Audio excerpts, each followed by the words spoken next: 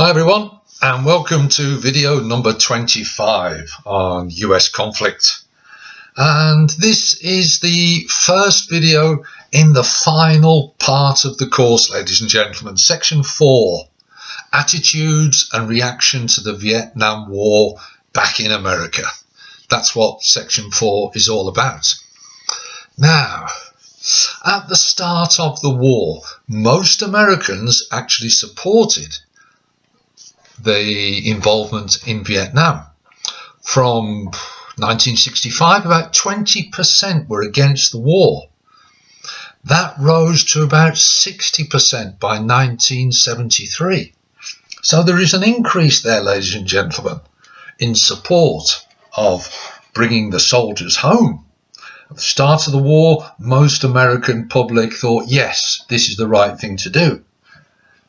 As the war went on, they decided really we should be bringing our soldiers home. That leads us to a series of questions. Why did that happen? Who was against the war? How do we know? And what changed their minds? So that's what we'll be looking at in this video. Let's start with a question.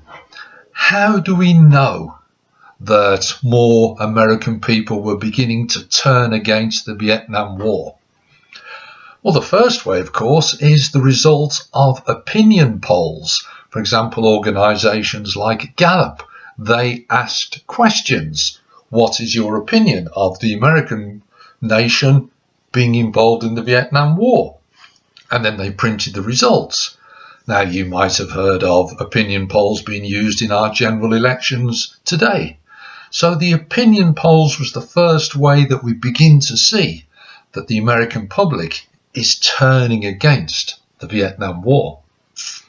Secondly, have a look at the speeches and the actions of politicians. Politicians react to public opinion because they need the public for their votes to be elected into power. Now, an example of that.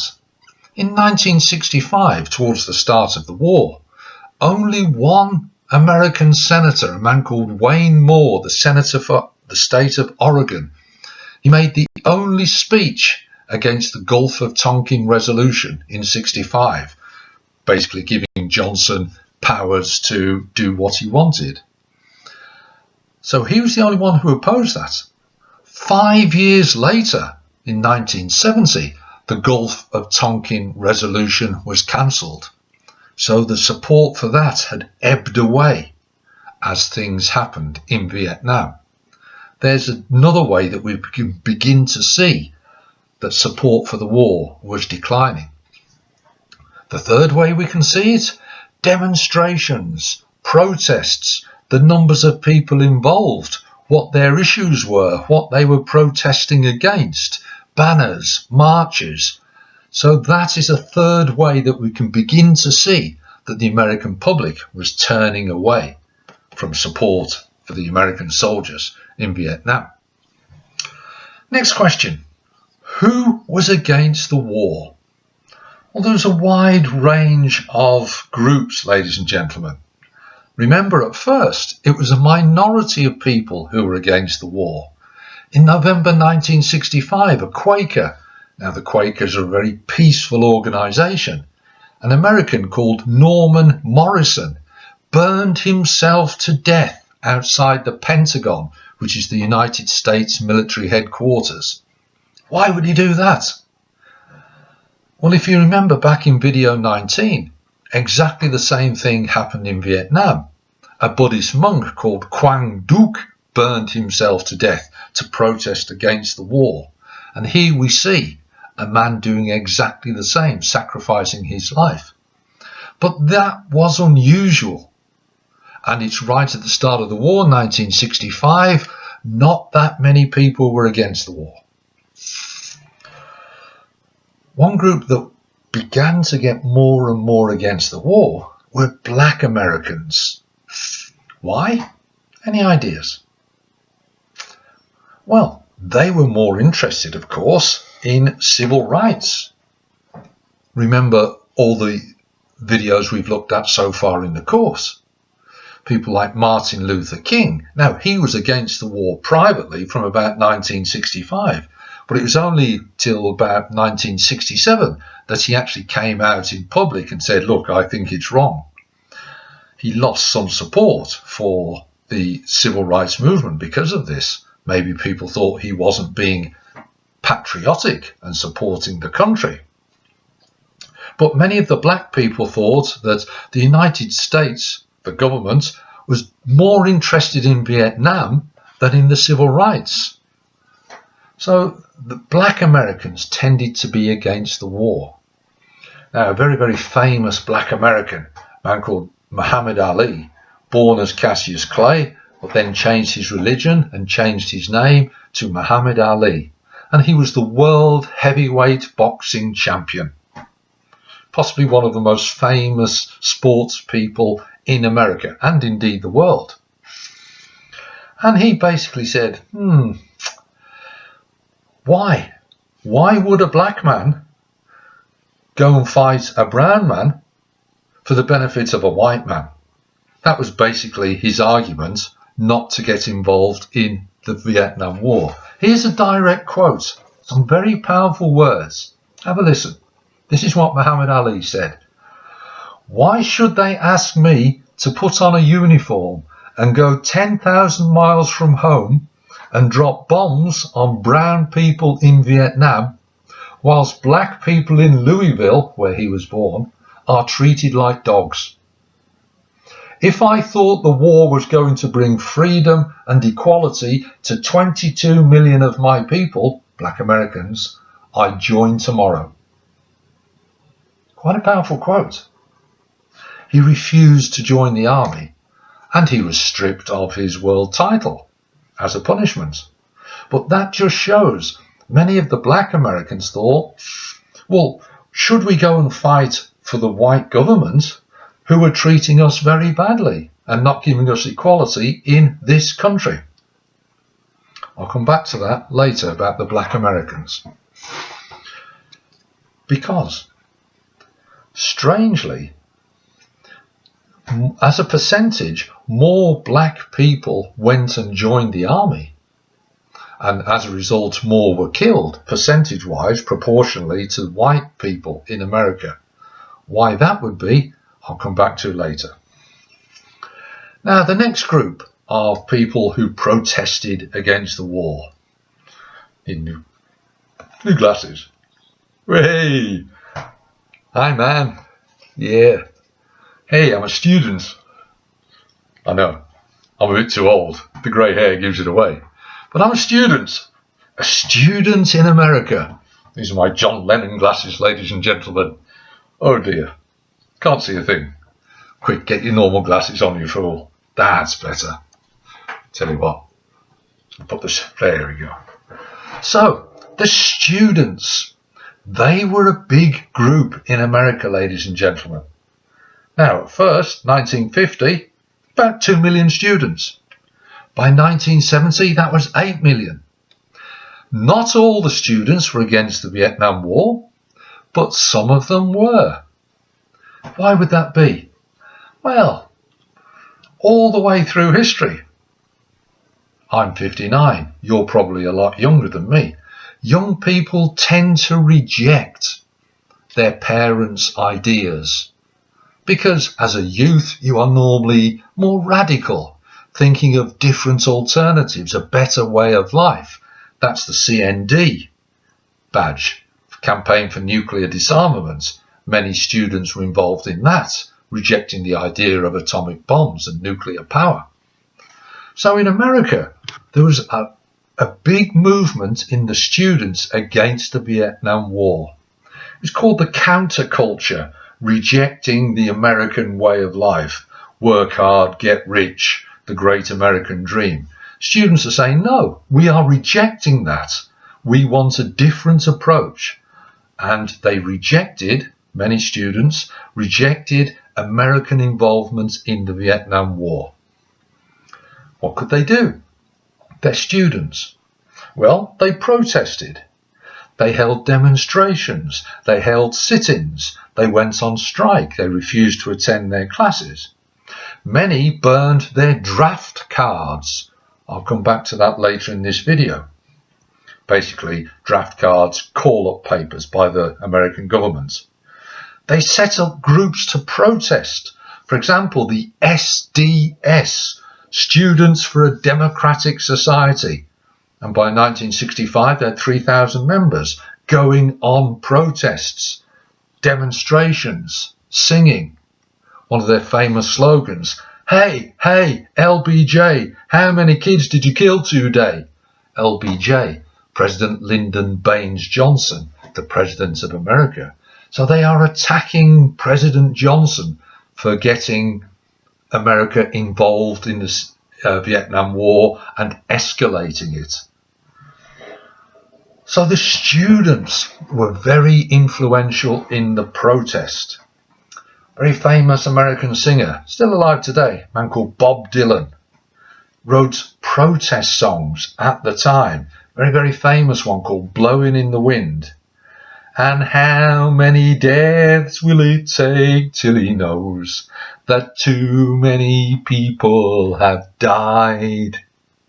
The answer, my friend, is blowing in the wind. The answer is blowing in the wind. I apologise for my terrible singing, but it was a sort of iconic song. Students were protesting that too many people had died. By 1968, 14,000 American soldiers had died. A higher death rate was leading to more and more people questioning American involvement in the Vietnam War. Why else do we think? Why might there be some people saying, no, it's time to end our involvement in the war? Well, here's a few ideas. Pacifists, they're against war at all. Any war is wrong. Black people saying, why should we go and fight for the white governments who treat us badly? We're not going to do it. Some people saying, look, we're killing innocent families, mothers, children over there. Others saying that the draft isn't fair. I mentioned draft cards. I'll come to that in a minute.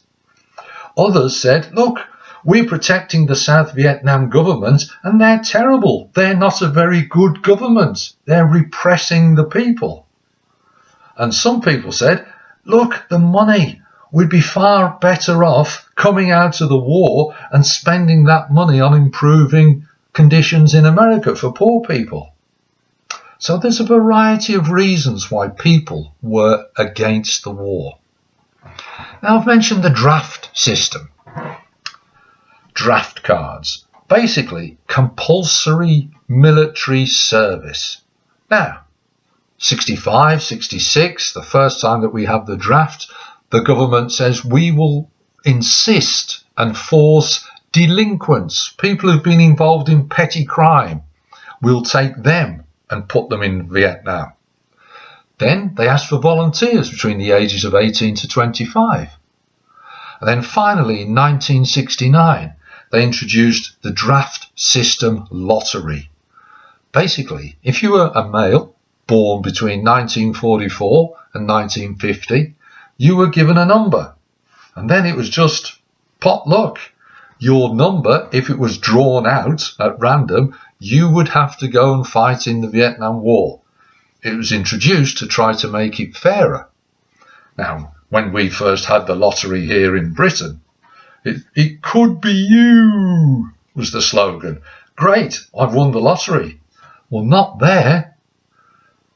You'd be a lottery loser, or potentially, because you could potentially lose your life if you were drawn out by lottery to be forced to go to the Vietnam War. Overall, in the Vietnam War, there were about 2.5 million Americans went to serve. 650,000 of them had been drafted. So the draft system was very, very unpopular with certain people in society. And it led to something called draft dodging, avoiding the draft. Now, about 15 million Americans avoided the draft. Some did it legally, some did it illegally. Illegal, maybe 40 to 50,000. They hid or they escaped from America, left illegally. maybe go up to Canada. Legally, there were certain ways that you could get round the draft. If you're a conscientious objector, you disliked war, but you'd have to do other sorts of service. Or if you're the only son, or if you did particular jobs that were reserved occupations, or if you stayed in college, or if you went to work abroad. But staying in college or going to work or study abroad, well, that took money, ladies and gentlemen. So therefore, it was mainly the rich, white Americans who were able to avoid the draft. So that is why proportionately there were more poor whites and poor black soldiers in Vietnam fighting for the Americans. Now, DJ called Paul Hardcastle, 1985. He had a very strange song. It got to #1. And he basically spoke and he said the average age of the combat soldier in World War II was 26. In Vietnam, he was 19. 19. 19. The song was called 19. Getting over the fact that that was the average age of the soldier. But they were young. They were inexperienced. They didn't have much training. A few weeks training and then flown into Vietnam to face the Viet Cong. No wonder the American death rate was going up. Inexperienced young troops were arriving. Now, how do you get experience? By fighting. But you might not last that long. So therefore, with the death rate going up, more and more people were turning against the idea of American involvement in the war. And the final thing, media and TV coverage. 1985, a great band, Norwegian band, Aha. Believe me, the sun always shines on TV. Well, the sun wasn't shining on the television when they were reporting on the Vietnam War. No, ladies and gentlemen. The TV and the media, the coverage was bringing the reality of war into the living rooms of Americans. It showed the effect of the chemical warfare. It showed the effect of napalm, often on innocent children, mothers, women, etc. Respected American broadcasters, for example, a man called Walter Cronkite. He had a great voice, really deep voice.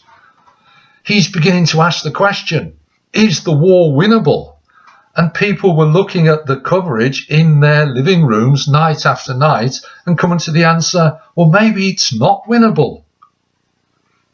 For example, the TV showed the Viet Cong fighters in the American embassy in Saigon during the Tet Offensive.